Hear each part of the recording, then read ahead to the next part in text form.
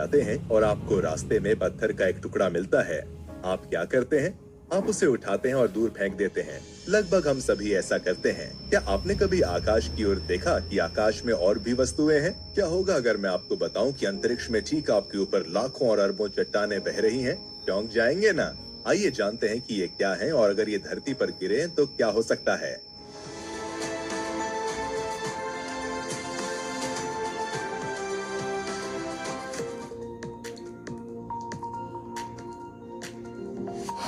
सौर मंडल के विभिन्न खगोलीय पिंड हैं, उन्हीं में से एक है क्षुद्र ग्रह। ये क्षुद्र ग्रह पत्थर और धातु के छोटे पिंड हैं, जो संख्या में बहुत ज्यादा हैं। वे ग्रहों की तरह सूर्य की परिक्रमा करते हैं।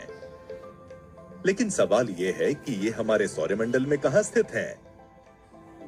इसका उत्तर है मंगल और बृहस्पति ग्रहों के बीच में।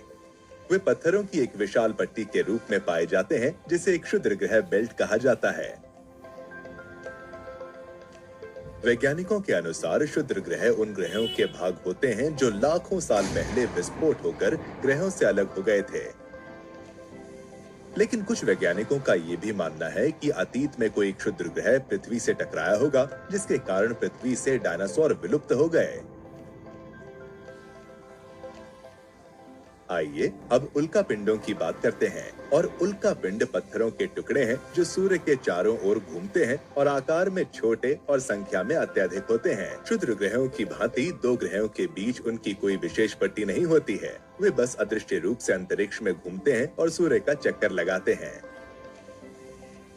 क्या आपको लगता है कि इन लाखों और अरबों उल्का पिंडों में से कोई भी कभी भी पथ से भटककर सीधे हमारे ग्रह से टकरा सकता है? हाँ, ऐसा हो सकता है।